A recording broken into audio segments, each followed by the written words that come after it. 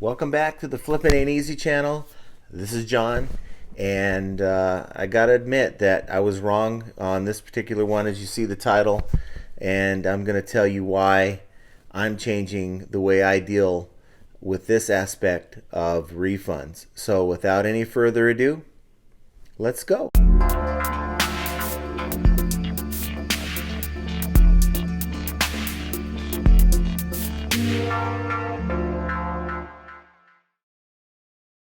Returns and refunds for a seller can be a pain, and I can attest to it. Uh, I've had my thoughts, I've tried different things, and I've seen the feedback from many of you on these videos, and I have to side with the majority of you sellers out there, and you're right. Partial refunds are, unless you do something really egregious, partial refunds, in my opinion, just need to stop. And I know sometimes it's easier to say, well, I'd rather give you 10 bucks back than to pay for the label. And I'm a big advocate. I've always been a big advocate of, trying to keep your returns low. I just got an email from eBay a few days ago. I'm sure many of you have as well. I think back on the 21st or 22nd. They're saying that your returns are high.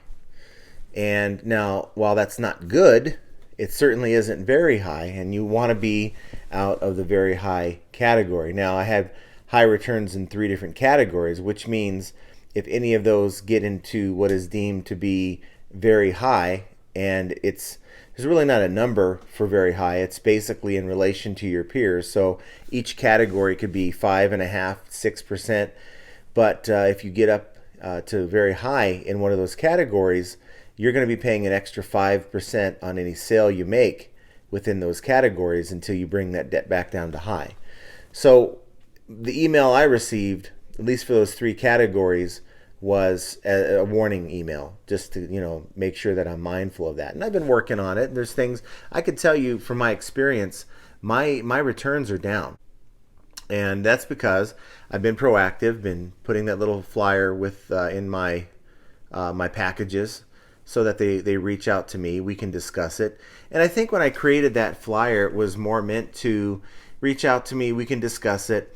Maybe I can help you figure out how to use this electronics item, and push comes to shove if there's a problem and I don't want the item back, really, because I deal with liquidation goods. But if there's a problem, maybe I can do something to alleviate your concern about that item. Maybe there's something I didn't disclose.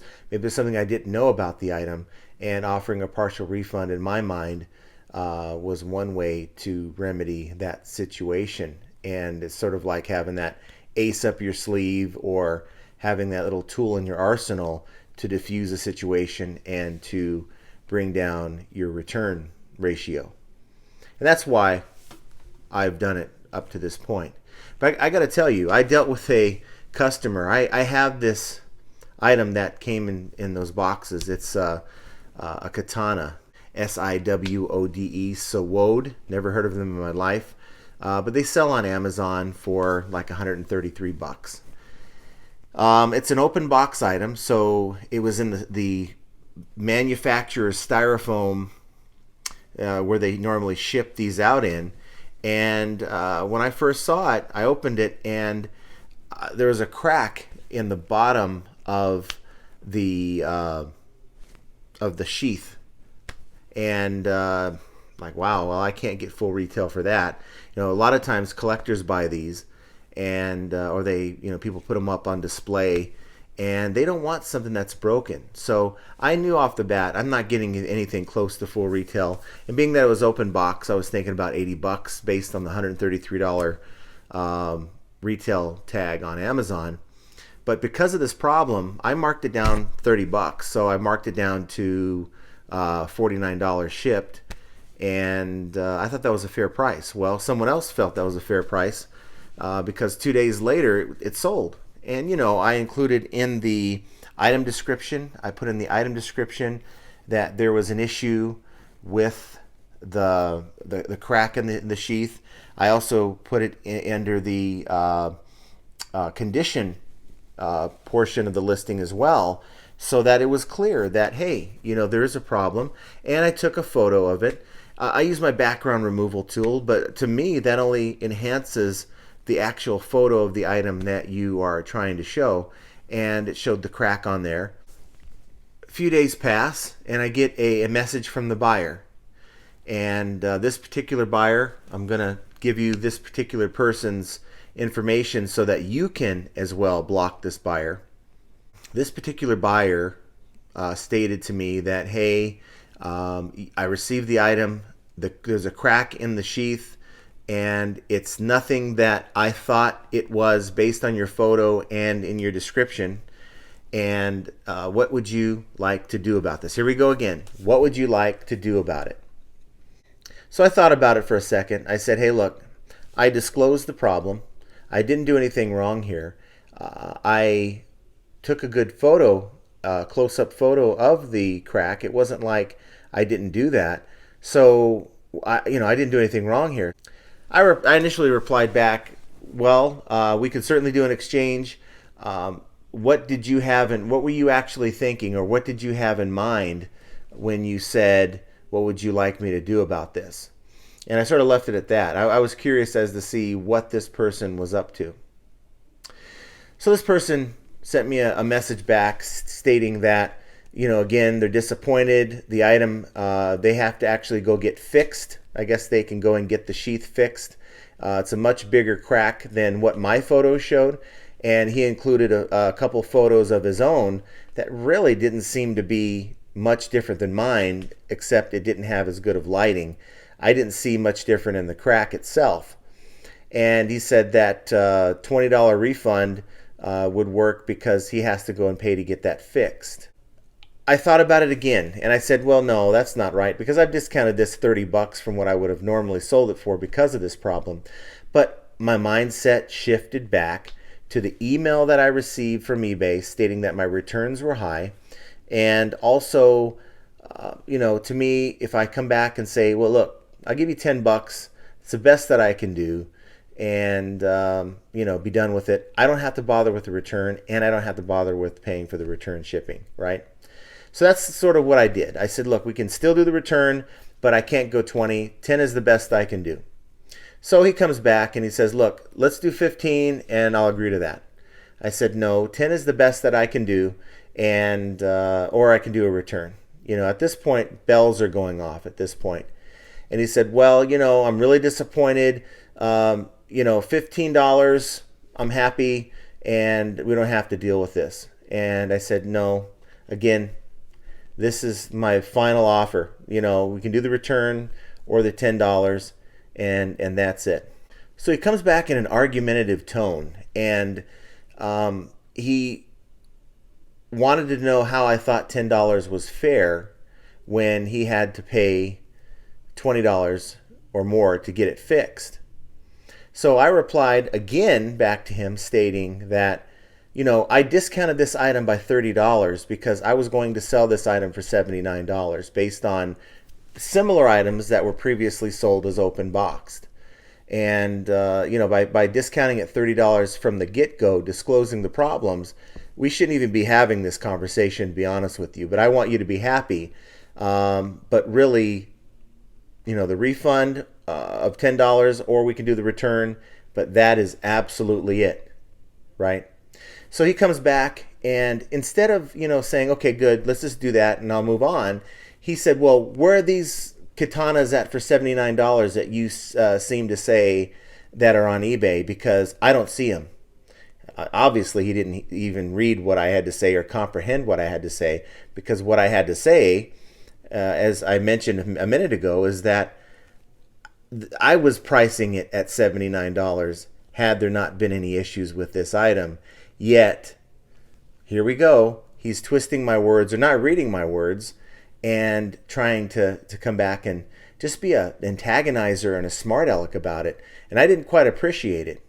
And so, I asked him, I said, what does this have to do with anything? If I could show you online where to find these for $79, how does this even have anything to do with this particular situation, this return? And he came back and said how I'm trying to misrepresent the situation, and if I could show him where to find these for $79, he'd do the return in a heartbeat. So it told me that he felt that the item had value, and he had no intention on returning the item, and he was just getting kind of nasty about it. And so he wanted to focus and just kind of badger me about where are these $79 katanas at. And I talked to my wife. Of course, she's one I go to, and she's like, "Why are you even dealing with this person? Just tell him to return the item and forget the $10." And I said, "You know what?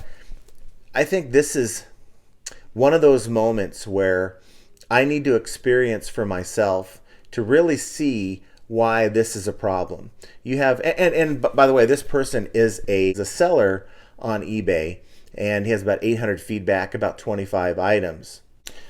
So this person's name on eBay is Consult EK Sales, all one word. So the word consult, CONSULT, EKSALES. And I would say, unless you want to deal with the person that I've dealt with here, who is obnoxious, didn't want to work with the seller. He could have had the $10 in his pocket. Obviously he was fishing for the money back. But at this point in the conversation, I told him, you know what? Forget it. Please return the item. I'd rather just do the return. I do not want to issue you a partial refund. This guy was unstable in his messages. And, I could issue him a $10 refund. And here we go. He go and leaves me a negative feedback, and of course I have no recourse in the matter. So I thought about it, and I said, you know what? I don't care what this guy does at this point. Just send it back. It's obvious he wants to keep the item, but he's shaking me down. And I told him, I said, it's obvious you're trying to shake me down here, and I was trying to work with you, but I'm not going to do it anymore because of the fact that you've been pretty nasty with me and very obnoxious, focusing on something that's not even the issue, trying to prove a point, and I don't appreciate it. And I wasn't treating you this way at all, but for you to treat me like this, just send the item back if you're not happy. We have a 30-day return policy through eBay. You're welcome to use it, but I'm not dealing with you anymore. So Wednesday morning, I decided to call eBay. Just wanted to report this guy, find out what my options were indeed. And the rep looked at it and said, wow, there's something wrong with this guy. I mean, he, between, his bad grammar and misspelling, which I didn't think was an issue, and just the way he's just obnoxious. And at the time I was on the phone with them, he sent another message, and she read the message, and she's like, wow, let me see what I can do here. And she put me on hold and spoke to a supervisor that was on duty. And then while on hold, I read the message, and it's the one that said that, I'm the most sly and manipulative seller that he's ever dealt with on eBay, and how, I should not go against what I promise, and I should stick with my word, and, simply give him the $10 refund. And I guess I could have said, here's $10, go away, but would he really have gone away? So I spoke to the rep. She came back from hold and told me, just here's what you want to do. Go back, tell him, please send the item back. We'll give you a full refund, provided that it comes back in the same condition. And I had the photos he took, so, he couldn't say, well, you're just saying that it's not in the same condition. I have the photos he took, and I can certainly compare the item to what he claims to have received. And so my question to her was, well, what happens if I go in and give a refund of $10, and based on this conversation that I've had with the customer back and forth, what if they left a negative feedback anyway? Or for that matter, if I decided not to give him his money back like I'm doing now, and he goes and leaves negative feedback because he's discussing wanting some sort of money back for him to be happy, would that not constitute as feedback extortion? And she said, well, it only depends on what he says in his feedback. So if he mentions, seller went back on his word to give me money back, that would be immediately removed. But if he stated something like seller misrepresented the damage on the item and that sort of thing, then there's not anything they could do. Only thing that would save me is if they return the item, and of course whenever you deal with the customer return, you actually accept and receive and process the return. The customer no longer can leave you negative feedback because you're protected under eBay's feedback program for accepting 30-day returns. So we'll see what happens. But I sent him that email and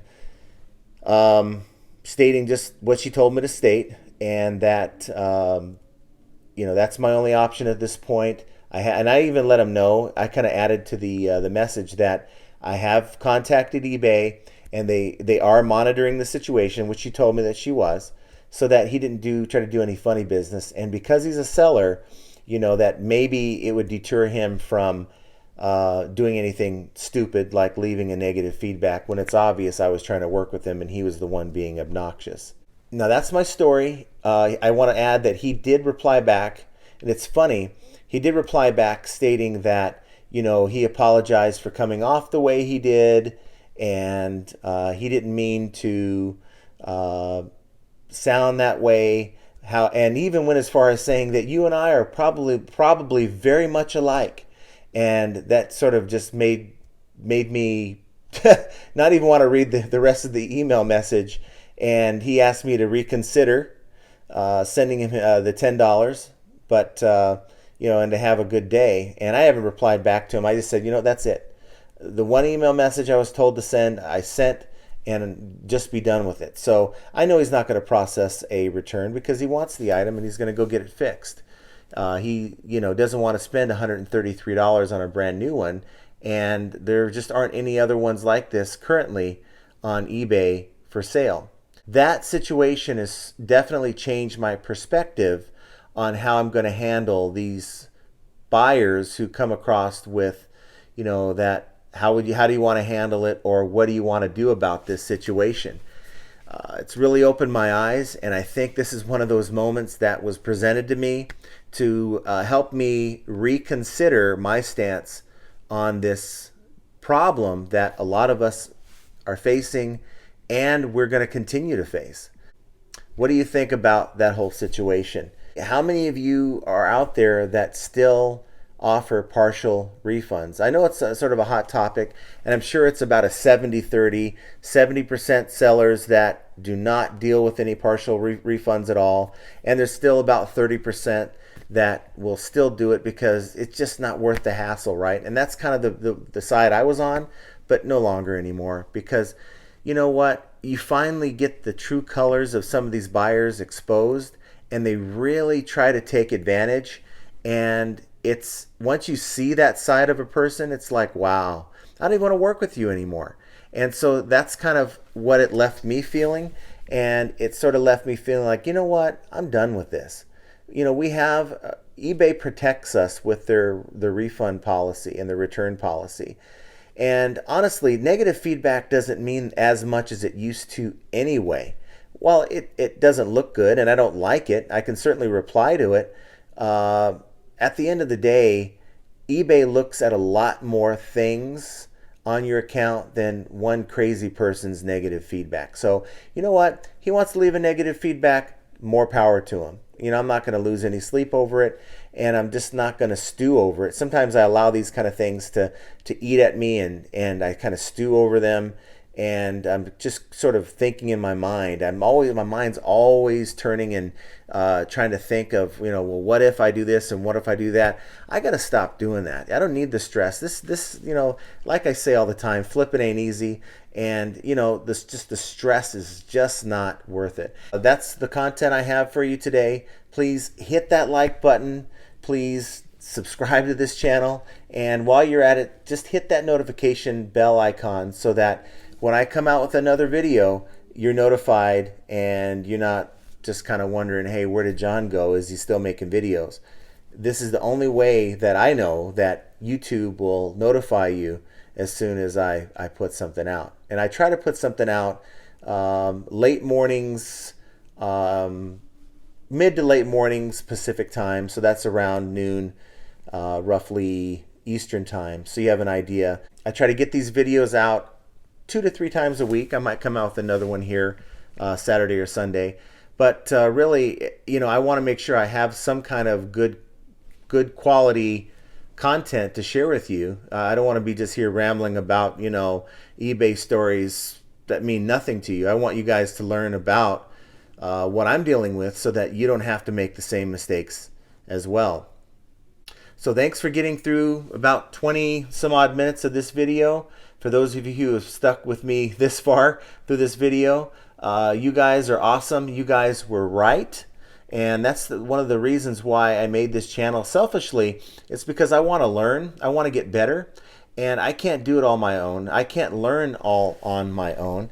And I need interaction from great audiences like you that certainly have been through some of this stuff, have seen stuff that I haven't seen, and really I can learn and get better through your mistakes as well as the mistakes that I've encountered and in turn trying to share with you. So thank you. I'm going to let you have the rest of your day back. Spend that time getting your items listed, focus on your account, and let's get ready to smash Q4 and have a great rest of your week.